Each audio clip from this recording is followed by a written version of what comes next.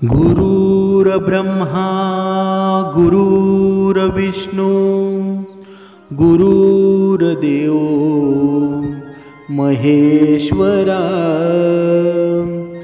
सद्गुरु साक्षात परब्रह्म तस्मै श्री सद्गुरुवे नमः। जय जय रघुवीर समर्थ श्रीराम समर्थ। सद्गुरु चरणांना नतमस्तक होऊन आपण या सुंदर सकाळच्या वातावरणामध्ये या निरूपणास सुरुवात करूया। माईबाप सज्जनांचं स्वागत आहे। समर्थांनी सांगितलेलं आहे की या विश्वामध्ये सर्वात मोठा माणूस कोण असतो बरं? सर्वात मोठा माणूस तोच असतो जो आपल्या सोबतच्यांना छोटा कधीच समजत नाही। बघा, कधी कधी आपण आहे ना, छोटा आणि मोठा याच्यामध्ये विरोधाभास निर्माण होत असतो। म्हणजे काय, आपल्याला कळतच नाही आपल्या चांगल्यासाठी कोण आहे आणि स्वार्थासाठी कोण आहे। आपण वेगवेगळ्याच वृत्तीमध्ये समोरच्याला समजत असतो, पण ही चूक आहे ना, ही भूल आहे ना, ती आयुष्यामध्ये महाग पडू शकते। आपल्या जवळच्या माणसांना आपण शत्रू समजतो आणि आपल्यावर क्रूरपणे अत्याचार करतात ना, त्यांना आपण बघा मित्र समजायला लागतो। पण आयुष्यामध्ये ही ठेच आहे ना, ती प्रत्येकाला लागत असते आणि जेव्हा ही ठेच लागते ना, तेव्हा मनुष्याला आठवण कोणाची येते बरं? आठवण येते ती परमेश्वराची। कारण का? कारण ज्याच्याजवळ पवित्र तन आहे ना, स्वच्छ मन आहे आणि निस्वार्थ असं माणुसकीचं धन असतं ना, त्याला प्रसिद्ध होण्यासाठी कोणताही पद पैसा प्रतिष्ठेची कधीच गरज नसते। म्हणून समर्थांनी सांगितलेलं आहे की तुम्ही पैसा पाहून मैत्री करू नका, पैसा पाहून समोरच्याला मोठा समजू नका। कारण ज्याचं स्वच्छ मन आहे ना, तुम्हाला तो प्रत्येक संकटामध्ये मदत करू शकेल। असा सारथी तुमच्याकडे आहे का? बघा, असा सारथी तुम्हाला बनवायचा असेल ना, तर या भक्ती मार्गामध्ये तुम्हाला नाहून निघावं लागेल, दोन वेळची उपासना करावी लागेल। पण आपण असं करतो का?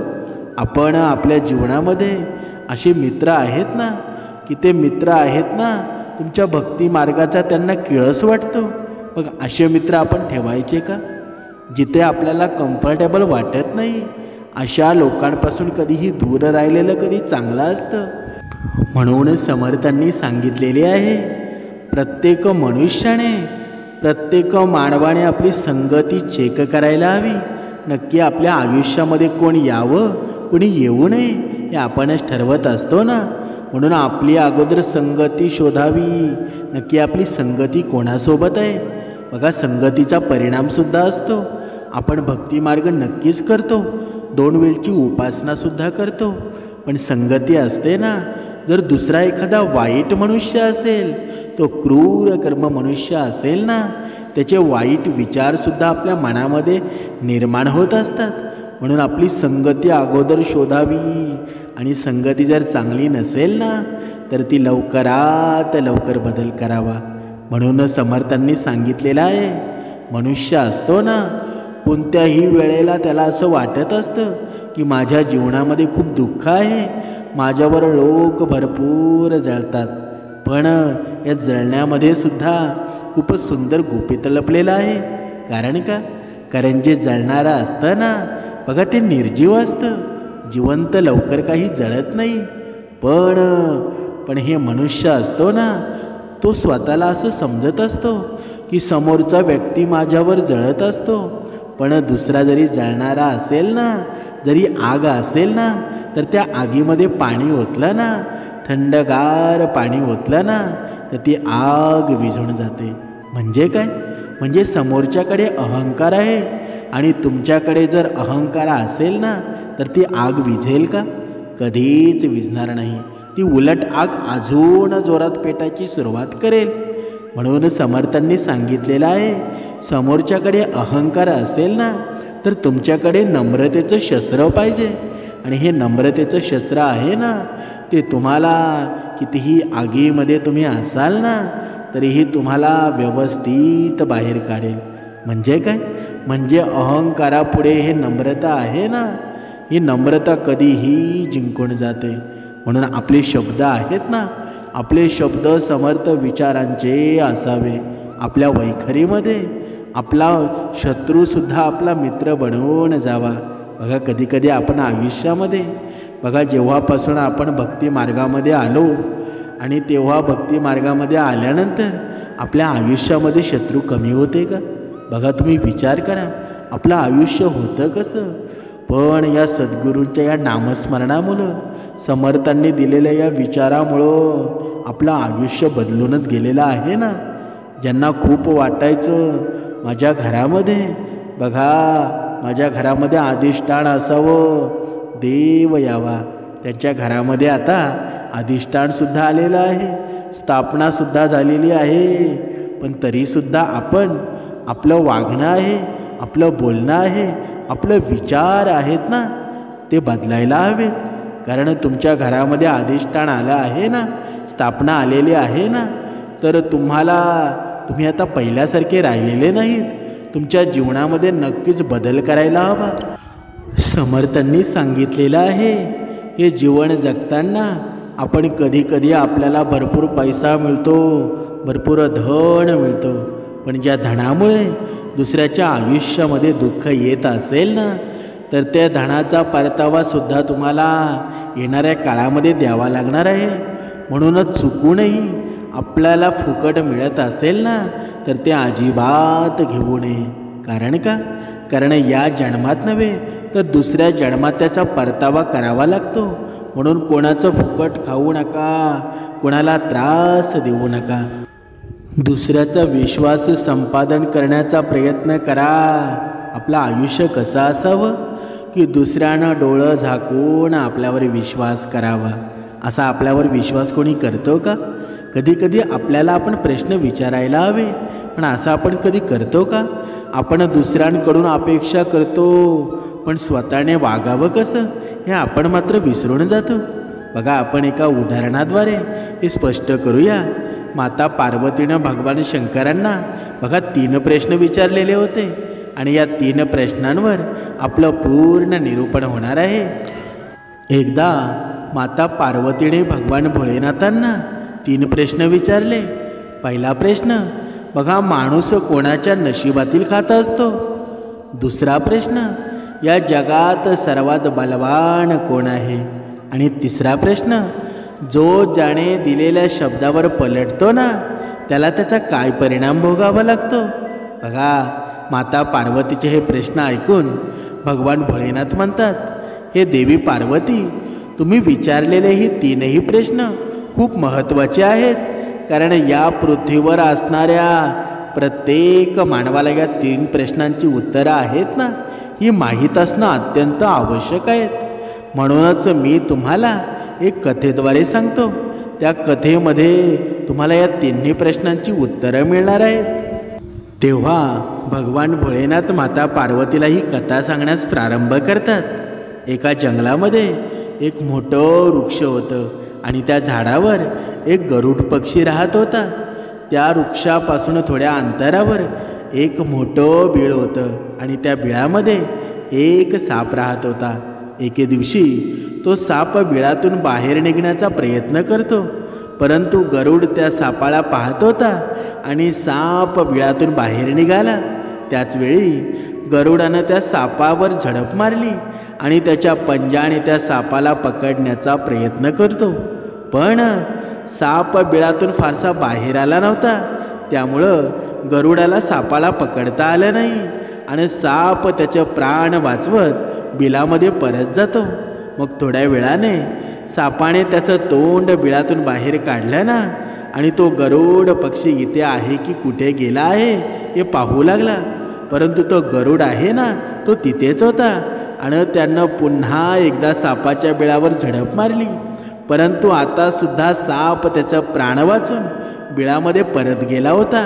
साप जेव्हा जेव्हा बिळातून बाहेर निघण्याचा प्रयत्न करायचा ना, तेव्हा गरुड त्याच्यावर झडप मारायचा आणि त्यामुळं सापाला बिळातून बाहेर निघता येत नव्हतं. गरुड मनात विचार करायचा, तू जेव्हा बाहेर येशील ना तेव्हा मी तुला माझे भक्ष्य बनवील. आणि त्या गरुडाच्या भीतीनं साप त्याच्या बिळात लपून बसला होता. जेव्हा साप त्या बिळात राहून बराच वेळ घालवतो तेव्हा साप मनात विचार करू लागतो की या राज्याचे राजा विक्रम हे खूप दयाळू स्वभावाचे आहेत आणि ते जर इथे आले ना तर नक्कीच मला या संकटातून बाहेर काढतील, कारण ते नेहमी इतरांचे त्रास दूर करत असतात. त्यामुळं राजा विक्रम हा एकटाच मला यापासून वाचवू शकतो. राजा विक्रमाचा विचार करून तो साप त्याच्या बिळामध्ये पुन्हा जाऊन लपतो आणि जो कोणी त्या मार्गावर जात असे ना त्याला साप म्हणायचा की भाऊ, कोणीतरी राजा विक्रमाला माझा निरोप द्या की मी खूप संकटामध्ये आहे, की राजा विक्रम आणि माझी भेट घडवून द्या, तर मी त्याचा पूर्ण आयुष्य ऋणी राहील. मग एके दिवशी राजा विक्रम जो इतरांचे दुःख दूर करायचा ना तो जंगलातून त्याच वाटेने जात होता. तेवढ्यात सापाला समजलं की कोणीतरी त्या वाटेने जात आहे. साप बिळातून म्हणू लागला, भाऊ, तुम्ही राजा विक्रमाला माझा निरोप द्याल का? जर तुम्ही राजा विक्रम आणि माझी भेट घडवून दिलीत ना तर मी तुमचं आयुष्यभर ऋणी राहील. हे ऐकून तो व्यक्ती जो की राजा विक्रम होता तो म्हणू लागला, भाऊ, तुझा राजा विक्रमशी काय संबंध? साप म्हणाला, बघ भाऊ, राजा विक्रम दुसऱ्यांचं दुःख हरण करतो आणि मी खूप दिवसापासून या बिळात पडून आहे. मला खूप वाईट वाटत आहे. मी या बिळातून बाहेर आलो ना तर त्या झाडावर एक गरुड पक्षी राहतो. ज्या क्षणी मी बिळातून बाहेर येतो ना त्या क्षणी तो गरुड माझ्यावर हल्ला करतो. त्यामुळं मी माझ्या बिळातून बाहेरच येत नाही आणि आता अशी परिस्थिती झाली आहे ना की मला काही खायला सुद्धा मिळत नाही. बघा, त्या सापाचं बोलणं ऐकून राजा विक्रम म्हणाला, हे नागराज, मी राजा विक्रम आहे. मला सांग की मी तुला तुझ्या दुःखातून कशी मुक्ती मिळवून देऊ शकतो? साप म्हणाला, महाराज, तुम्हाला योग्य वाटेल ते करा, पण मला या संकटापासून मुक्त करा, नाहीतर एक दिवस हा गरुड मला मारून टाकेल. राजा विक्रम म्हणाला, हे नागराजा, तुम्ही म्हणाल ना तर मी तुम्हाला या जंगलात दूर कुठेतरी नेऊन सोडतो. साप म्हणाला, महाराज, तुम्ही मला दूर सोडायला जाल तेव्हा या गरुडाला आपण दिसणार आहोत. त्यामुळे तो गरुड आहे ना आपल्या मागे मागे येईल आणि तुम्ही जिथे मला सोडाल ना तिथे जाऊन तो बसेल. ही संधी मिळताच मला तो परत मारून टाकेल. राजन, तुम्ही मला काही काळ तुमच्या पोटामध्ये बसायला जागा द्या. बघा, त्या सापाने सांगितलं की विक्रमादित्य राजा, तुम्ही मला तुमच्या पोटात बसायला जागा द्या. मग या गरुडाला मी कुठे गेलो आहे ना हे काहीच कळणार नाही. त्यानंतर तुमच्यासोबत मी या जंगलापासून दूर जाईल आणि पुढे गेल्यावर तुमच्या पोटातून बाहेर येईल. अशा प्रकारे गरुडापासून माझी मुक्तता होईल. राजा विक्रम म्हणाला, ठीक आहे नागदेवता, तुम्ही माझ्या पोटात प्रवेश करू शकता. आता राजा विक्रमनं तोंड उघडलं आणि तो साप राजा विक्रमाच्या पोटामध्ये शिरला आणि राजा विक्रमाच्या पोटात जाऊन बसला. राजा विक्रम पुढे जंगलात गेला आणि लांबवर गेल्यावर तो नागाला म्हणाला, नागराज, आता तुम्ही माझ्या पोटातून बाहेर या. आता निर्जन जंगल आहे, इथे गरुड तुम्हाला त्रास देणार नाही. हे ऐकून नागराज म्हणाला, महाराज, आता मी तुझ्या पोटात बाहेर पडणार नाही. राजा विक्रम म्हणाला, का नागराजा, तू मला वचन दिलं होतं ना की तू मला पुढे एका निर्जन जंगलामध्ये तुझ्या पोटातून बाहेर येईल. आता काय झालं? निर्जन जंगल आलं आहे, आता तू बाहेर ये. साप म्हणू लागला, महाराज, बघा, तुमच्या पोटात राहण्याचं सुख आहे ना मला त्या बिळात मिळत नव्हतं. आता मी तुमच्या पोटातून कधीच बाहेर पडणार नाही. तेव्हा राजा विक्रम मनात विचार करू लागला की हा खूप मोठा दुष्ट साप आहे, मी आता काय करावं? इकडे त्या सापाच्या विषाच्या प्रभावानं राजा विक्रमाच्या संपूर्ण शरीरावर कोड फुटू लागलं होतं. राजा विक्रम विचार करू लागला, मला आता राजधानीत परत जाणं शक्य नाही, कारण मी यावेळी अशक्त झालो आहे आणि मला या जंगलात राहून या नागराजापासूनही मुक्ती मिळवायची आहे असा विचार करून राजा विक्रमने झाडाखाली झोपडी बांधली आणि तिथेच झोपी गेला. त्याच्या शरीरातून रक्त टपकू लागलं होतं आणि सापाच्या विषाचा तो उग्र वास येऊ लागला होता. साप राजा विक्रमाच्या पोटामध्ये बसला होता. आता त्याच काळामध्ये तिथे एक प्रसिद्ध राजा राज्य करत होता. त्याचं नाव होतं यशोधन आणि या यशोधन राजाला 3 मुली होत्या. राजा यशोधन हा अतिशय गर्विष्ठ स्वभावाचा राजा होता. मग एके दिवशी त्यानं आपल्या 3 मुलींना विचारलं, मुलींनो तुम्ही कोणाच्या नशिबाने खाता? तेव्हा राजाच्या भीतीनं त्यातील दोघी म्हणाल्या, बाबा आम्ही फक्त तुमच्या नशिबाने खातो. पण त्यापैकी राजाला इरावती नावाची मुलगी होती. ती इरावती तिच्या वडिलांना यशोधनाला सांगते की नाही बाबा मी कोणाच्या नशिबानं खात नाही, मी फक्त माझ्या नशिबानं खाते. मुलीचं ते बोलणं ऐकून राजाला खूप राग येतो आणि त्याच वेळी राजाने ब्राह्मणाला बोलावून सांगितलं की या 2 मुलींचे लग्न तुम्ही कुठल्या तरी राजकुमारांसोबत लावा आणि मोठ्या मुलीचं लग्न आहे ना ते एखाद्या दुर्गुणी व्यक्तीसोबत लावा. जर तुम्हाला अशी व्यक्ती सापडली नाही ना तर एखादी व्यक्ती जिला हातपाय नसतील किंवा त्याला भयानक असा एखादा आजार झाला असेल ना अशा व्यक्तीसोबत या इरावतीचं लग्न लावा.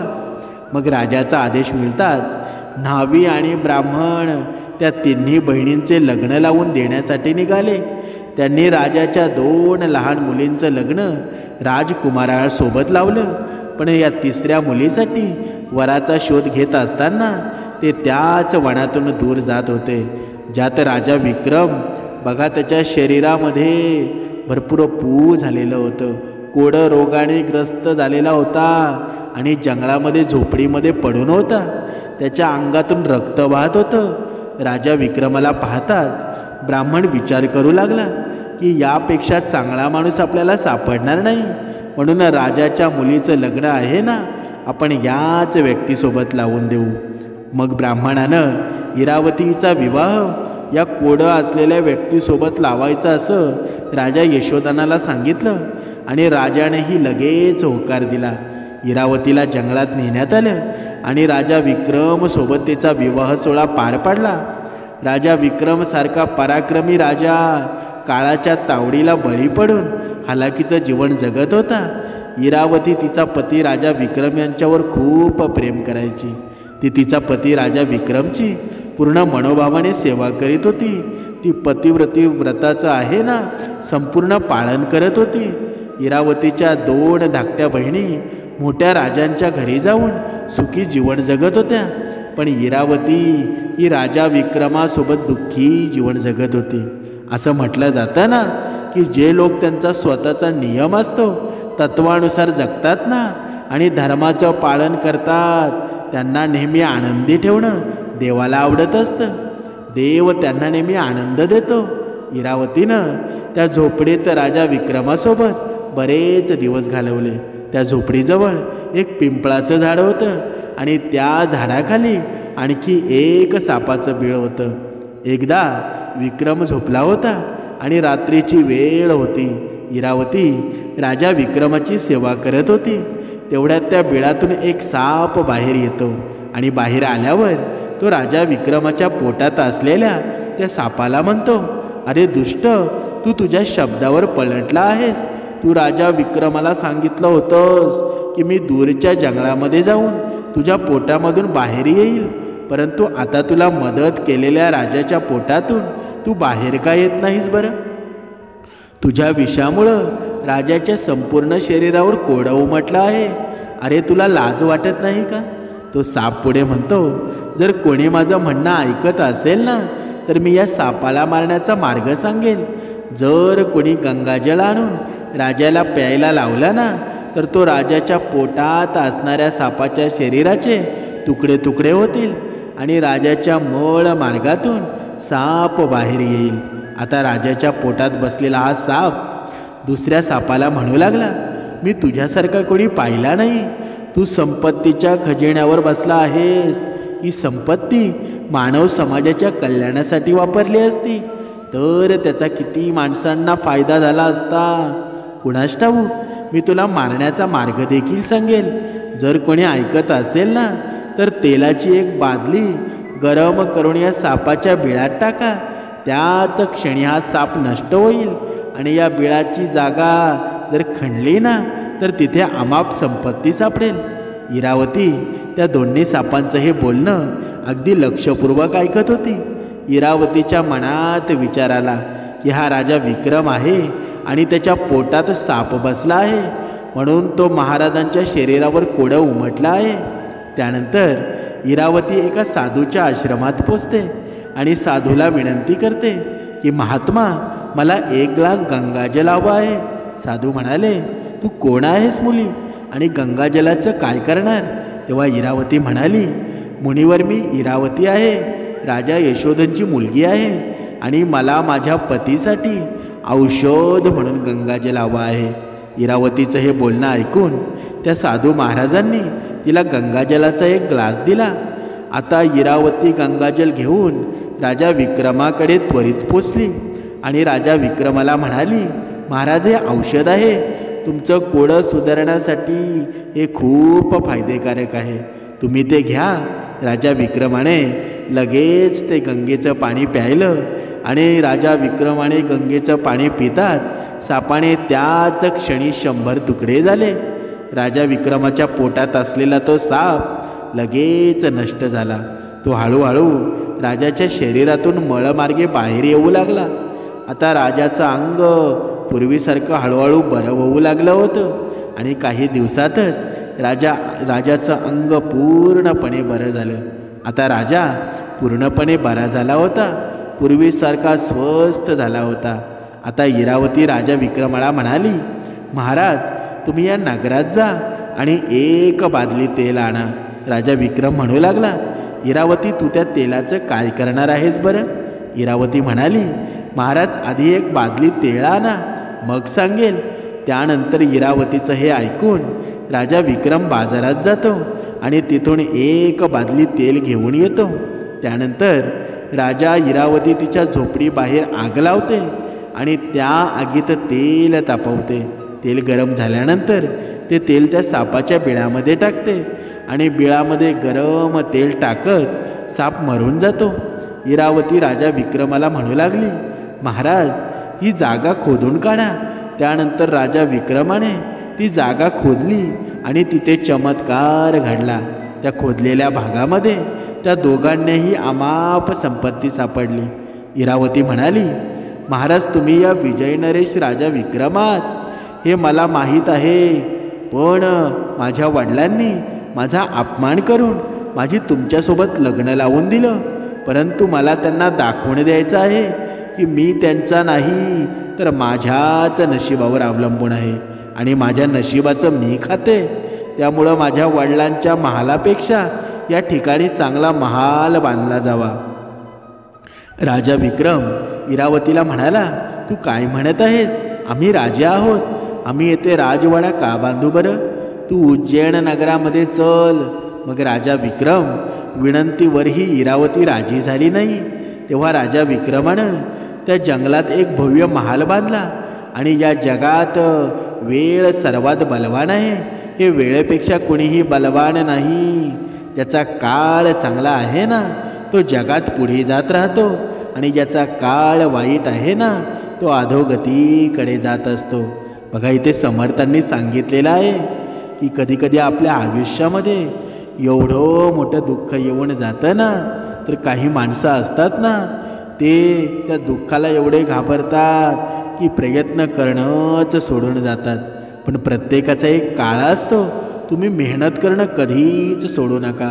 हे प्रयत्न आहेत ना तुमचे एक दिवस भविष्य उज्ज्वल करणार आहेत आणि जर ज्याच्या जीवनामध्ये सद्गुरूंची साथ असेल ना तर ते प्रयत्न आहेत ना लवकरात लवकर तुमच्या नशिबामध्ये तुमच्या जीवनामध्ये समाधान निर्माण होणार आहे. बघा पुढे दुसरीकडे एक राजा, बघा तो राजा यशोधनवर हल्ला करतो आणि त्या हल्ल्यात यशोधनाचा पराभव होतो. राजा आपल्या कुटुंबाचा जीव वाचवण्यासाठी त्याच जंगलामध्ये पोचतो. राजा भुकेने तहानलेला फाटके कपडे घालून भूक तहानेने त्रस्त होऊन जंगलामध्ये भटकत होता. राजाच्या घशाला कोरड पडली होती. तेव्हा हिंडत असताना राजा इरावती आणि राजा विक्रमाच्या वाड्याजवळून जातो. तेव्हा इरावतीनं आपल्या वडिलांना ओळखलं आणि इरावती तिच्या एका सेवकाला पाठवते आणि फाटक्या कपड्यात असलेला महाराज यशोधनाला बोलवते. यशोधनाने विचार केला की ही कोण आहे आणि ती आपल्याला का बोलावत आहे बरं. बघा, राजा यशोधन जेव्हा त्या मुलीजवळ पोचला ना, तेव्हा त्यानं मुलीला ओळखलं आणि इरावती यशोधनला म्हणू लागली, बाबा मी तीच इरावती आहे आणि मी माझ्या नशिबावर जगते असं तुम्हाला सांगायची ना. बघा, मी माझ्याच नशिबावर जगते. तुम्ही माझे लग्न एका रोगी माणसासोबत लावून दिलं, पण माझ्या नशिबात सम्राट होणं लिहिलं होतं. बाबा, मी उज्जैनचा राजा विक्रम यांची पत्नी आहे. राजा यशोधन मनात विचार करतो आणि आपल्या अपराधाबद्दल त्या मुलीची क्षमा मागतो. या कथेचं तात्पर्य काय आहे? समर्थांनी सांगितलेलं आहे, या जगातील सर्वात शक्तिशाली गोष्ट काय आहे बरं? ती म्हणजे वेळ आहे. कोणीही दुसऱ्याच्या नशिबातील काहीही घेत नाही. प्रत्येकाला असं वाटत असतं तो माझ्या नशिबातून अमुक अमुक घेतो. माझ्या पुण्याईनं हे सर्व चालू आहे. मी जे करतो ना तेच खरं आहे असं प्रत्येकाला वाटत असतं. पण असं असतं का? परमेश्वराच्या मर्जीशिवाय काहीच होत नाही. जरी आपल्याकडून कोणाला मदत होते ना, ती सुद्धा परमेश्वराकडूनच होत असते. असं ज्याच्या मनाला वाटत असतं ना, तीच खरी भक्ती असते. जो खातो तो त्याच्या स्वतःच्या नशिबाने खातो. प्रत्येक धान्यावर खाणाऱ्या व्यक्तीचं नाव असतंच ना. आपण कोणाला खाऊ घालतोय असा विचार करू नये, कारण कोणालाही खायला घालणारे तुम्ही कोण आहात बरं? या जगाला अन्न देणारी एकच व्यक्ती आहे, ती म्हणजे सद्गुरू माऊली. स्वतः भगवान श्रीकृष्णस्वारी श्रीराम जो शब्दावर पलटतो ना, त्याचा शेवट राजा विक्रमाच्या पोटात बसलेल्या सापासारखाच होतो ना. शेवटी त्याचा नाशच झाला ना. सत्याचा नेहमी विजय होत असतो. म्हणून अनितिमान, अत्याचारी आणि पापी यांचा नाश होतो. अशा प्रकारे राजा विक्रम आणि त्याची पत्नी इरावती यांनी राजा यशोधनच्या मोठ्या उत्साहात स्वागत केलं आणि राजा विक्रमानं महाराज यशोधन यांना आपल्याबरोबर उज्जैनला आणलं आणि राजा विक्रमानं यशोधन राजासोबत आपलं सैन्य पाठवलं आणि यशोधनचा पराभव करणाऱ्या राजाकडून राज्य परत मिळवून दिलं. बघा, ज्याचे नशीब चांगले आहेत ना, ज्याचे कर्म चांगले आहेत, त्याला देव कुठून ना कुठून नक्कीच देत असतो. त्याची चिंता करत तुम्ही बसू नका. फक्त 2 वेळची उपासना करा. तुम्हाला जे काही द्यायचं आहे ना, ते परमेश्वर सर्वोत्कृष्ट देणार आहे. तुम्हाला तुमच्या नशिबात जे होतं ना, आणि आता तुम्ही उपासना करायला लागला आहात ना, तर तुमचं नशीब आहेत ना, ते अतिसुंदर होणार आहेत. कारण हल्लीची लोकं आहेत ना, स्वतःच्या कुटुंबाची काळजी घेण्यास देखील कचरतात. कमीपणा त्यांना वाटतो. परंतु जो संपूर्ण जगाची काळजी घेतोय ना, तो संपूर्ण जगातील प्रत्येक जीवाची काळजी घेतोय ना, ते माझे सद्गुरू आहेत. ही सद्गुरू आई आहे, समर्थ आहेत. म्हणून या जगामध्ये जेव्हा काहीच नव्हतं ना, तेव्हा माझे सद्गुरू होते. आणि आज ही असा या पृथ्वी तलावर, या पूर्ण विश्वामध्ये अशी जागा नाही तिथे माझी सद्गुरू आई नाही. म्हणून या सद्गुरू आईला प्रणाम आहेत ना. आपलं मस्तक त्यांच्या चरणावर असावं. तुम्हाला वाटत असेल ना, मी सर्व काही करतो, मी पैशावर हे करू शकतो, ते करू शकतो, पण जेव्हा भगवंताच्या मनात जर काही नसेल ना, तुमच्या पैशाची सुद्धा राख रांगोळी होऊन जाईल. कधी पैसा संपून जाईल ना, आणि कधी आयुष्य संपून जाईल, तुम्हाला कळणार सुद्धा नाही. म्हणून अति करू नका, जास्त माज करू नका.